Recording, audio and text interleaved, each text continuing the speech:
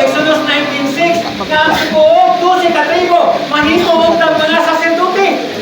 Pero tungkol sa ilang pagsimba, Diyos, kinsa na lang ang mahimong saserdote? Ang pamilya na lang ni Aaron.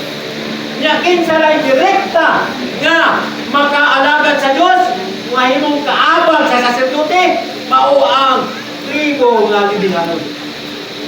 The rest, nahimo na lang, di lang nala, pero common na lang, di siya patakag doon sa tabernakulo.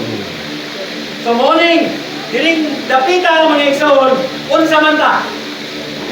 Sa bagong tugon na application, unsa man ta? Saserdote, Levihanon, o common lang ang mga magtotoo? Amen? Unsa ta? Saserdote! Pero usay, saserdote nga, Levihanon po. Amen ba? O nang sa 1 Peter 2:5, sa 1 Peter 2:5 o verse 9, kita mga balaang saserdote. Sa verse 9 na, kita mga harianong saserdote. Aron maghalag ang mga espirituhanong mga paghalag.